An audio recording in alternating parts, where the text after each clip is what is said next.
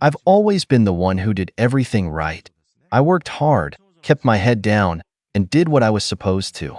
But no matter how much I tried, I was never quite good enough in my family's eyes.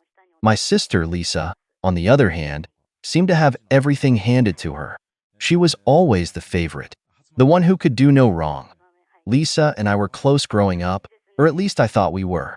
But as we got older, things started to shift. I noticed that every family event, every holiday, every celebration, she was the one getting all the attention. She was the one who could do no wrong, while I was the one who seemed to always be in trouble, always disappointing someone. It wasn't that I was a troublemaker. I wasn't. But if anything went wrong, I was always the first to take the blame. Lisa never had to deal with that. In fact, she didn't seem to deal with anything at all. Life came easy to her, while I was stuck constantly trying to prove myself. So, when she asked if she could move in with me for a while, I should have seen it as a red flag, but I didn't. I felt like this was my chance to have some real sister time. Maybe, just maybe, if I helped her out, she'd realize how much I'd been there for her all these years. First, it wasn't that bad. Lisa was only supposed to stay with me for a couple of months while she looked for a place of her own. I didn't mind. After all, she was my sister, and family should stick together, right? But then, things started to change. She'd leave for work in the morning, but I'd come home after a long day to find the apartment a mess. Dirty dishes everywhere, her shoes scattered across the living room, and her clothes left in piles on the couch. She didn't even bother to clean up after herself, and when I asked her about it, she would just shrug it off, saying she was tired or had too much going on. I tried to keep my cool. After all, I didn't want to start a fight, but deep down, I was starting to resent the situation. She was living with me rent-free, taking up space, and it felt like she wasn't even trying. Meanwhile, I was struggling to make ends meet. I had my own bills to pay, my own life to juggle, and here she was, treating my home like a hotel. It didn't help that our parents seemed to ignore the issue entirely. They were just so happy that Lisa was living with me. They didn't understand how much I was giving up to make this work. They didn't see the resentment building inside me, the frustration that kept growing every day. One evening, after a particularly exhausting day, I came home to find Lisa sprawled out on the couch, watching TV, with half a pizza box beside her. She hadn't even bothered to clean up. I could feel my blood boiling, but I didn't say anything right away. I was tired of being the bad guy, but then she said it. "Oh, hey, by the way, Mom and Dad want me to stay a little longer. They're fine with it, so I figured I could just crash here for another few months." I froze. Another few months? I had already given her a place to stay for over 4 months. My patience was running thin, and now it felt like my own family was taking advantage of me. I couldn't just sit back and let them push me around anymore. The truth was, I was tired. Tired of always being the one to sacrifice. Tired of always being the one to give in. It wasn't fair. I was working my butt off just to get by, and Lisa was living here rent-free, without a care in the world. That night, after she went to bed, I sat down and started thinking. This wasn't just about the mess or the lack of respect. It was about everything. The years of feeling like I wasn't enough, the way my family always took Lisa's side no matter what. They had never been there for me like they had been for her. And now, here I was, supporting her again, and it felt like nothing had changed. I had to make a decision. The next day, I couldn't shake the feeling that something had to change. I couldn't keep going like this, feeling invisible in my own home, feeling like I was being taken advantage of. I had put up with Lisa living here for months, all while trying to maintain my own life, but it wasn't fair anymore. After work, I walked into the apartment, and there she was, lounging on the couch again. I didn't even get a hello. It was like she didn't care that I had a long day. She didn't care about anything, really, except her own comfort. I couldn't hold it in anymore. "Lisa, we need to talk," I said, trying to keep my voice steady. She glanced up at me, eyes still glued to the screen. "What's up?" She sounded so casual, so unbothered. "I'm not going to keep doing this. You need to move out. You've been here long enough, and I'm not going to let you stay here rent-free anymore," I said, my voice a bit more forceful than I intended. She blinked in surprise, then let out a little laugh. "What? Are you serious? You want me to leave?" "Yes. You've been here long enough, and I've asked you to pitch in, but you don't. You don't clean up, you don't respect the space. And I'm struggling to pay bills while you get to live here without a care in the world. I've had enough." For a moment, she didn't say anything. She just stared at me, her eyes narrowing. And then, in that casual way of hers, she said, "Well, you don't have to be so dramatic about it. I was just going to stay a little longer until I figured things out." "No, you weren't. You were planning to stay as long as you could. You're taking advantage of me, and I won't let you do that anymore." I couldn't believe I was saying it. This wasn't the sister I used to know. This was someone who thought they could walk all over me without any consequences. She stood up then, a little too quickly, and snapped, "I'm not some charity case, okay? I'm just trying to get my life together. Why do you have to make everything so difficult?" "I'm not making things difficult. You are," I replied, trying to keep my emotions in check. "I've been nothing but patient, but you've crossed the line. It's time for you to leave." Her face twisted in disbelief, and then it hit me. She had never once thought she'd have to leave. My sister had always been able to depend on others. Mom and Dad had always had her back, and now I was supposed to just keep supporting her like this. She let out a huff of frustration and grabbed her phone, then called Mom. I knew exactly what was coming. Mom would try to talk me out of it, tell me I was being harsh, and beg me to let Lisa stay longer. When she hung up, Lisa's face was red with anger. "Mom said I should talk to you about this. You're being unreasonable." "Unreasonable?" I was fighting to stay calm. "No, I've been patient. I've tried, but I'm done.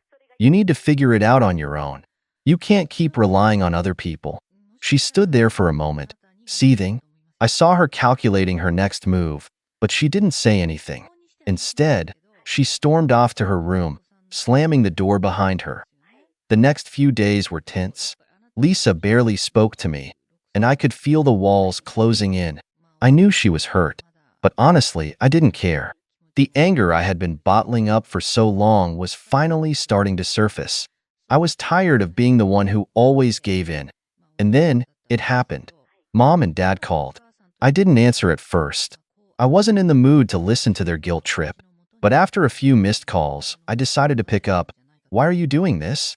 Mom's voice was soft, but I could hear the disappointment. "Lisa just needs some help right now. She's going through a tough time." I was silent for a moment, letting the weight of her words sink in. "You've always taken her side, haven't you? No matter what. She's your perfect little girl, and I'm just the other one. The one you don't have time for." "That's not true, honey. You know we love you. But Lisa needs us right now, and you're being hard on her." "I've been hard on her for years, Mom, but she's never had to face the consequences of her actions. She doesn't clean up after herself, she doesn't pay rent, and yet she gets everything handed to her while I'm left to pick up the pieces. I'm done being the one who sacrifices everything." Mom sighed, clearly frustrated. "We're just asking for a little more patience. Can't you be more understanding?" "I've been patient long enough. I can't keep doing this. I'm kicking her out. She needs to learn how to stand on her own feet." The phone went silent for a long moment, and when Mom spoke again, it was almost like she was pleading with me. "Please don't do this. We're family. Don't turn your back on your sister." "I'm not turning my back on her. I'm doing what's best for both of us." I hung up before I could hear more of her excuses. I didn't need to hear them. I was done. The days that followed were a blur of tension and frustration. Lisa barely spoke to me, and when she did, it was always some snarky comment or a backhanded remark. The calm I had once tried to maintain was now gone.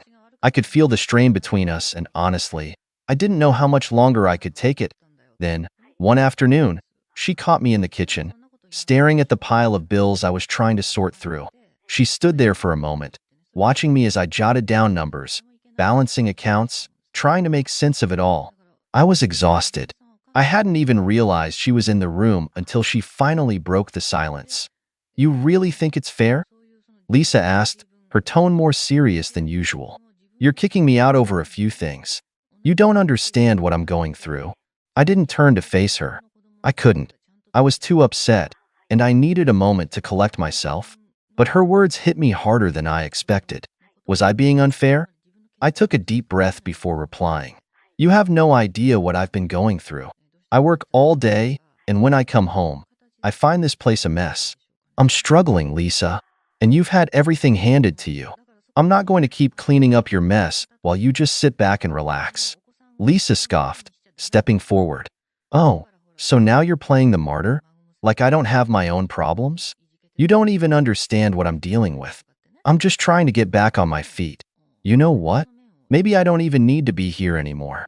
Maybe you're right. I'll just go." Her words were like a slap to the face. After everything, she was acting like I was the one who had wronged her. She turned to walk out of the room, but I couldn't let it go that easily. "No, Lisa.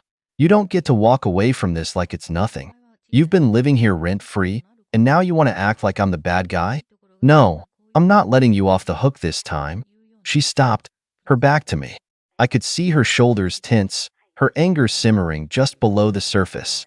"You think this is easy for me?" she asked, her voice cracking slightly. "I've had to deal with so much crap on my own, and now you're kicking me out, like I'm the one who's done something wrong." I took a few steps closer to her. "You've been using me, Lisa. You haven't paid a single cent toward rent. You don't clean up after yourself, and you expect me to just keep letting it slide. I'm done being the one who has to give in." She turned around, her face contorted in disbelief. "You're really serious about this, aren't you? Fine, but don't think this is the end. I'll find my own place. But you'll regret this, I swear." The look in her eyes made me pause for a moment. It was like she didn't even see the damage she'd caused. She was so wrapped up in her own issues that she couldn't even fathom how much she had taken from me. "I'm not going to regret it, Lisa," I said, my voice steady, though inside I was seething. "This is something I should have done a long time ago." She stormed out of the room, and I didn't hear from her for the rest of the evening. I didn't know what to expect next. Would she leave immediately? Or would she drag this out, trying to guilt-trip me into letting her stay longer? The next morning, I woke up to a text from Mom. It was one of those "we need to talk" kind of messages. I had been dreading this. I opened it hesitantly. "Lisa told me what happened. I don't think you understand how hard she's been trying. She's been struggling with a lot, and we think you should give her more time." I stared at the message, feeling the weight of her words. I knew exactly where this was going. Mom would beg me to let Lisa stay longer, to be more patient, to keep giving and giving without ever asking for anything in return. But I had already made my decision. I wasn't going to let Lisa manipulate me anymore. I ignored the text and went about my day. It was time for me to focus on myself, to stop being the person who always put everyone else's needs first. For once, I was going to do what was best for me. Around noon, Lisa came into the living room, a suitcase in hand. She looked at me, but there was no apology in her eyes, no acknowledgement of what had just happened. It was like nothing had changed. "I'm leaving," she said flatly, "but don't think this is over. I'll figure things out. I'm not some charity case, okay?" I stood up, walking toward her slowly, trying to keep my emotions in check. "You're right. You're not a charity case. But you're also not my responsibility anymore. I hope you learned something from this." She scoffed, rolling her eyes, and without another word, she left. Just like that, as the door slammed behind her, a strange silence fell over the apartment. It was an eerie calm, like everything had finally come to a head, and now there was nothing left to do but wait. I stood there for a moment, staring at the door, still processing everything that had just happened. I had told myself it would be a relief, but the truth was, I wasn't sure how to feel. I'd spent so much time being the one who kept things together, trying to keep the peace that now, with Lisa gone, I almost felt lost. For the next few days, there was a lot of radio silence. No text from Lisa, no phone calls from Mom. It was almost like the world had shifted, and I was suddenly in uncharted territory. Was this really the end of it? Would things go back to normal, or would I be forced to pick up the pieces of a broken family? The truth was, I wasn't sure I even wanted things to go back to normal. I had lived my whole life being the one who got overlooked, the one who was expected to be the understanding, patient one. It was exhausting. I'd spent so many years keeping the peace, doing what everyone else wanted, that I had lost sight of what I needed. But as much as I had convinced myself that I was better off without the drama, I couldn't shake the feeling that I was still caught up in it. That a few days after Lisa left, I got a call from Mom. I wasn't sure if I was ready to talk to her, But I answered anyway, "Honey, can we please talk?" Mom's voice was shaky, almost pleading. I wasn't sure what to expect, but I could already hear the guilt in her voice. "What do you want to talk about?" I asked, trying to keep my tone neutral. "It's about Lisa. She's really struggling, and I think you need to help her. I know things got heated, but she's family, and we need to support each other." I closed my eyes, trying to stay calm. "I've supported her for months, Mom. She's had a free ride, and I'm done with it. You can't keep asking me to take her in when she doesn't even try to pull her weight. I've done enough." "But you're her sister. Family is supposed to stick together," she responded, her voice raising slightly. "You're breaking our family apart." I shook my head, even though she couldn't see me. "No, Mom. She's the one who's been tearing things apart. You've always taken her side. You've always made excuses for her. I'm not doing that anymore." There was a long pause on the other end of the line. I could hear her breathing, like she was trying to find the right words. "I know you're angry, but you have to understand. Lisa needs us right now. She's in a bad place. I can't just turn my back on her." "I'm not turning my back on her. I'm making her face the consequences of her actions," I said, trying to keep my voice steady. "She needs to learn how to stand on her own 2 feet." Another long pause followed, and when Mom finally spoke, her voice was softer. "I understand you're hurt, honey, but you can't just cut her off like this. It's not healthy." I was quiet for a moment, letting her words settle. Was I being too harsh? Was I being selfish? It was hard to tell, but deep down, I knew I was making the right decision for myself. I wasn't going to let my sister's problems become my burden anymore. "I can't help her if she doesn't want to help herself," I said quietly. "I'm sorry, but I've made my choice." There was no response for a long time. Then, just before I was about to hang up, I heard Mom's voice again, small and defeated. "I hope you know what you're doing." "I do," I said, my heart heavy but resolute. And with that, I ended the call. I didn't feel any better. I didn't feel any worse. It was just done. But then, a couple of days later, I got a text from Lisa. I hadn't heard from her since she'd left, and I figured it was just another demand. Another plea for me to let her back in. I wasn't sure if I even wanted to read it, but curiosity got the better of me. "I know you're mad at me, but I've been thinking, and I realize you're right. I messed up. I shouldn't have taken you for granted. I'm sorry." I stared at the text for a long time. It was unlike anything I'd ever expected from Lisa. She'd never apologized before, and now, here she was, saying she messed up. Part of me wanted to believe it, to think that she had truly changed. But another part of me knew better. It was a one-time thing. A token apology because she had nowhere else to go. I didn't respond right away. Instead, I set my phone down and walked into the living room, needing a moment to process it all. Could I really trust her again? Could I really go back to being the person who gave in every time? Before I could think it through, my phone buzzed again. It was from Mom this time. "Lisa's really struggling. She's not doing well. She says she's trying to find a place, but she's scared. I know you're upset, but please don't give up on her." I stared at Mom's message for a long time. The words blurred together, but the meaning was clear. She was asking me to forgive Lisa, to let her back in, to be the person who always picked up the pieces. The same cycle I had been stuck in for years. But I wasn't that person anymore. I had spent so much time trying to hold everything together, trying to keep peace in a family that had been falling apart for far too long. I had sacrificed so much, and for what? So Lisa could continue to use me, so my parents could keep enabling her?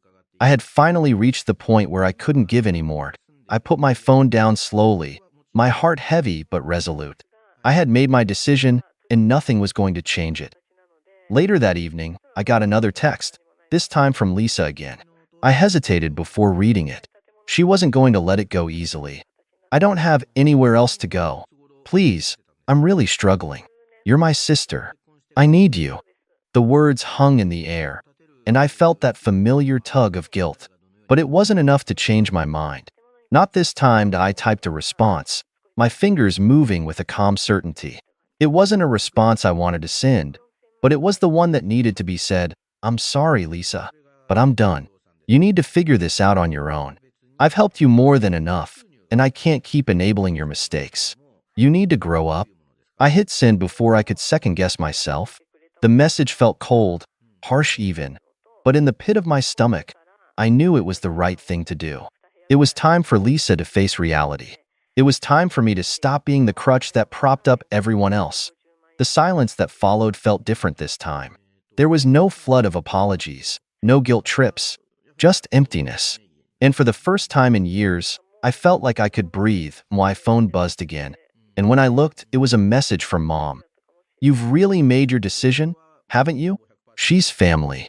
I sighed, my fingers hovering over the keyboard. What more was there to say? No more explanations, no more pleading. I've made my decision, and I'm not changing my mind. I turned off my phone after that, not bothering to read the rest of the messages that might come in. The decision was made. I had to look out for myself now as the days passed. I didn't hear from Lisa again. It felt like the final chapter of a long, painful story. Maybe someday she'd understand. Maybe she wouldn't. But I knew one thing for sure. This time, I wasn't going to carry her burden any longer. I had chosen myself, and for the first time in a long time, I felt at peace.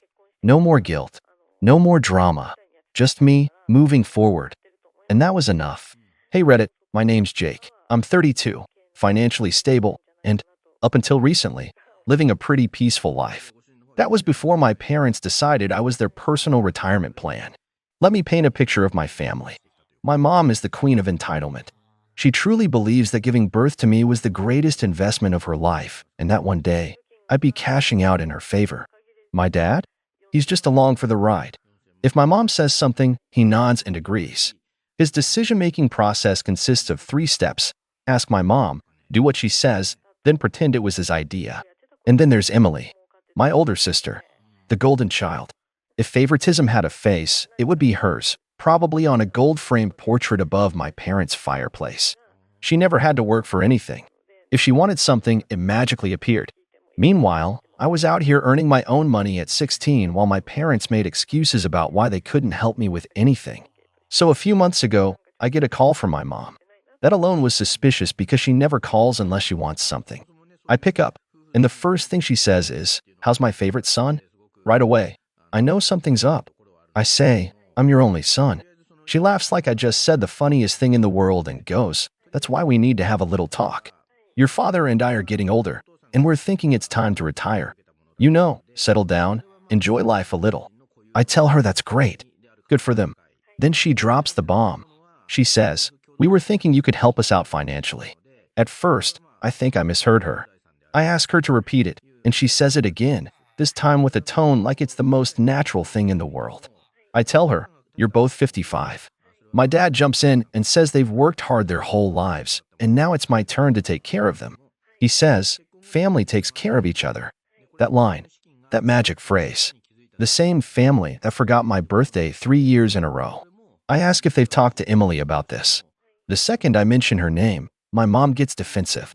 She says Emily has her own life to live, that she's busy, and that unlike me, she has responsibilities. I blink a few times, because I must be in some alternate reality. Emily, who has never worked a real job, has responsibilities. Meanwhile, I run my own business, pay my own bills, and somehow I have extra money? I take a deep breath and tell them no. Silence. Then my mom's voice goes sharp. "Excuse me." I say it again.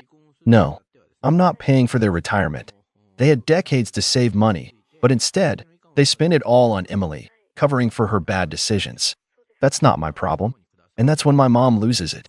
She starts yelling about how ungrateful I am, how they sacrificed so much for me, how I wouldn't be where I am without them. My dad chimes in, saying, "We gave you everything." I ask them to name one sacrifice. Just one. My mom sputters, then finally screams, "Emily would never abandon us like this." And that's when I start laughing, because I know something they don't. Emily doesn't care about them.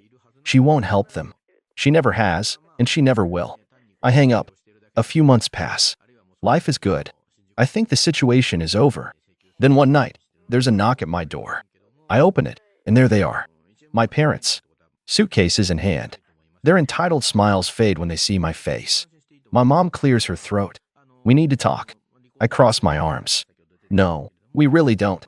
But they're already stepping forward, like they expect me to let them in. And that's when I realize they don't just want money.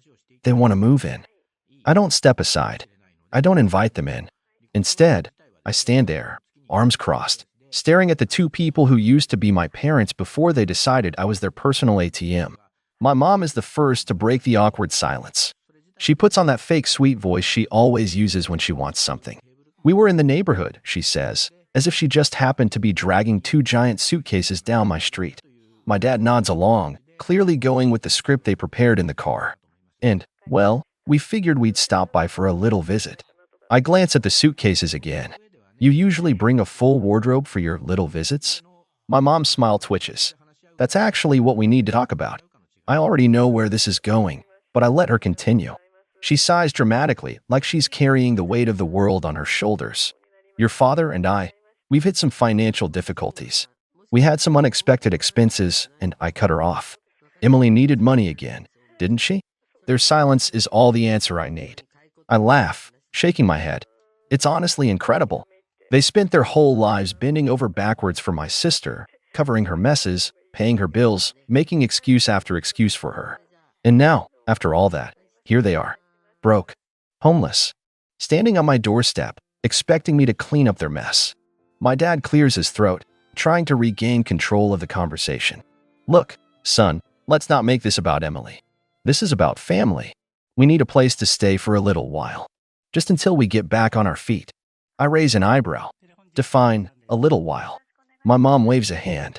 "Oh, a few months. Maybe a year." I almost choke. "A year?" I step back, still blocking the doorway. "No," my mom's face hardens. "What do you mean? No." "I mean exactly what I said. No. They made their choices. They spent their money. They refused to hold Emily accountable, and now that it's come back to bite them, they want to dump the consequences on me. Not happening." My mom's fake patience shatters. Her voice goes shrill. "So you're just going to abandon us? Your own parents?" I stare at her. "Like how you abandoned me every time Emily needed something?" That one lands. My mom's mouth opens and closes like a fish gasping for air. My dad tries a different approach. He sighs heavily, shaking his head like he's disappointed in me. "We raised you better than this." I let out a short laugh. "No, you didn't." And that's when the explosion happens. My mom screams. Full volume, banshee-level screeching. "You ungrateful little, after everything we did for you. We fed you, we clothed you, She's so loud that a porch light flicks on across the street. A neighbor peeks out their window. And that's when I get an idea. A truly evil idea. I take a step back, not to let them in, but to reach for something. My phone. I unlock it, tap the screen a few times, and hold it up. "Keep going," I say. "This is great footage." My mom freezes mid-rant. My dad stiffens. I smile. "I think I'll send this to Emily. Let's see what she thinks about your little visit." And that's when everything changes. For the first time since they showed up, my parents actually look nervous. My mom's eyes dart between me and my phone. You wouldn't." I smirk. "Why not? You said Emily would never abandon you. I'm sure she'd love to hear about this. Maybe she'll even invite you to stay with her." Silence. Thick, suffocating silence. My dad shifts uncomfortably, avoiding my eyes. My mom's jaw clenches so tight I think she might break a tooth. And that's when I realize they already tried. Emily must have turned them down. The golden child. Their perfect daughter. The one they spent their entire lives worshipping. She must have slammed the door in their faces, left them out in the cold, and suddenly, I became Plan B. My smirk widens. "Oh my God. She did turn you away, didn't she?" My mom's face goes red. "That's none of your business." I laugh. I actually double over laughing, because this is just too good. "So let me get this straight.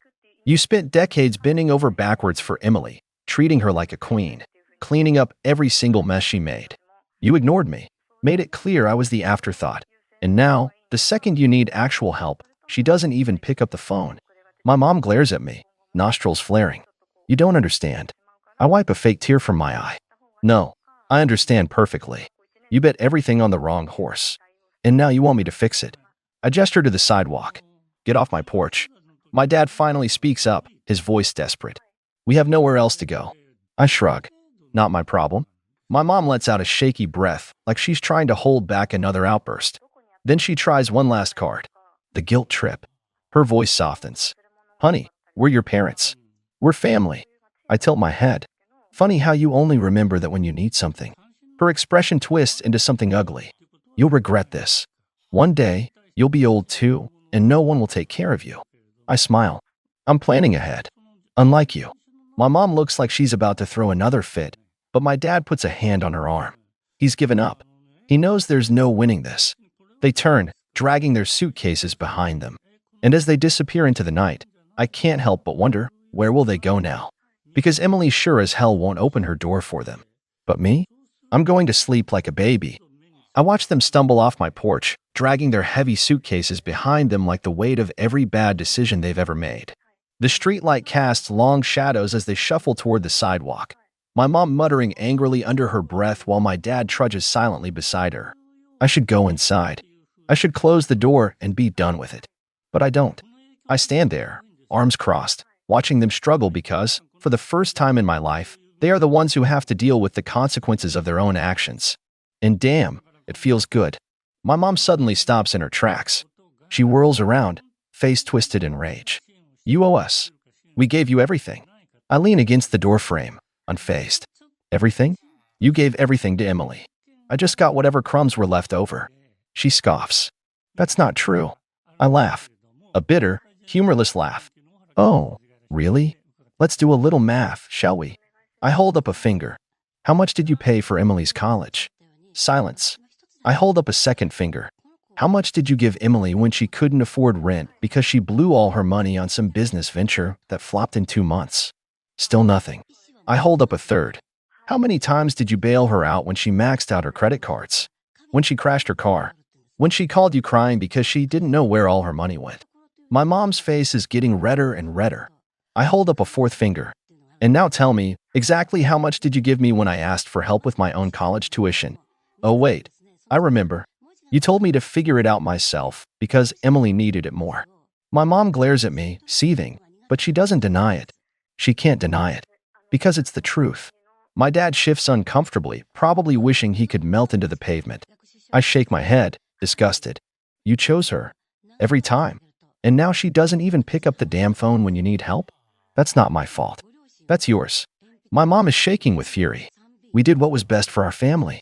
I narrow my eyes. No. You did what was best for Emily. She lets out a strangled sound, like she's about to explode again.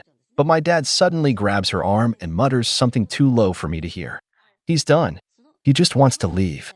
She yanks her arm away, but after a moment, she turns and storms off, dragging her suitcase like it personally insulted her. My dad follows, shoulders slumped, and soon enough, they disappear around the corner. I let out a breath I didn't even realize I was holding. For the first time in years, I feel free. No more guilt. No more expectations. No more being the backup plan. I step back inside and lock the door. But just as I turn away, my phone buzzes in my hand. A text. From Emily. And when I open it, my stomach drops. Mom just called me. She's furious. She says you humiliated them and left them on the street. But don't worry, I have an idea. An idea? I stare at the message, a strange mix of amusement and dread creeping in. What is she up to now? I stare at Emily's text, my stomach twisting. An idea? That's never good. Emily's ideas usually mean trouble for everyone but her. Before I can even type a response, my phone buzzes again. Call me. We need to talk. I roll my eyes. Of course. Because why send a text when she can talk over me instead? Still, I can't help but be curious. I sigh, press call, and put the phone to my ear. She picks up immediately. Wow. So, you actually kicked mom and dad out? That's kinda brutal, don't you think? I scoff. Oh, don't start. They showed up at my door demanding I take care of them. What was I supposed to do? Emily sighs dramatically, like she's already exhausted by this conversation. I don't know. Maybe not throw our parents onto the street? That seems like a solid option. My grip tightens around the phone. Funny. You weren't so concerned when you turned them away. Silence. I smirk. Yeah, they didn't tell me, but I figured it out. You were their first choice, weren't you? They went crawling to you first, and you shut the door in their faces. And now you're mad that I did the same thing. Emily lets out a little laugh, but there's an edge to it. Oh, come on. You know how it is. I have things going on. A social life. A career. Responsibilities. I can't just drop everything to babysit two boomers who can't handle their money. I raise an eyebrow. And I can. There's a pause, then she sighs like I'm being unreasonable. I mean, yeah? You've always been the responsible one. The one who's, like, good at dealing with this kind of stuff. You're independent. Smart. You actually plan ahead. You can handle this. I nearly laugh out loud. So let me get this straight. You got to be the reckless, spoiled one for your entire life, and now that our parents need help, you just assume I should deal with it because I was forced to be the responsible one. Emily hums thoughtfully. I mean, yeah, that sounds about right. I shake my head, stunned. Wow, you really don't even try to hide it, do you? She giggles. Why would I? It's just the natural order of things. I mean, come on, they love me. Always have. You know that. They were never going to ask me to do the hard stuff. That's what you're for. My jaw clenches. Then why are you even calling me? She clicks her tongue. Because you're being ridiculous. Look, I get it.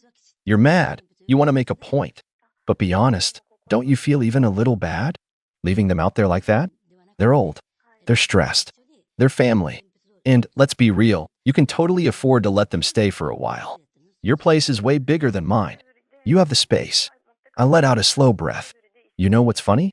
If they had just asked me for help, if they had come to me like normal human beings instead of demanding and guilt-tripping, I might have actually considered it. But they didn't. And now here you are, acting like I'm some kind of villain for refusing to clean up your mess. Emily sighs like I'm a child who just doesn't get it.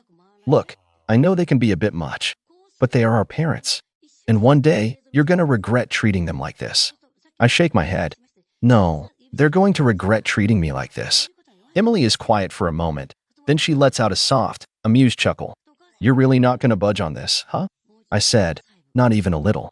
She responded, wow, cold. I told her, you would know. She snickers. Okay, fine. Have it your way. But don't say I didn't warn you.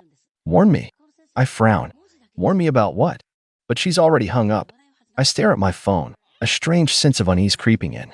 Because if I know Emily, she's not the type to just let things go. And something tells me she's about to make this way worse. The uneasy feeling settles in my stomach like a rock. I know Emily too well. That wasn't a conversation. It was a warning. A threat wrapped in a sugar-coated giggle. And the worst part?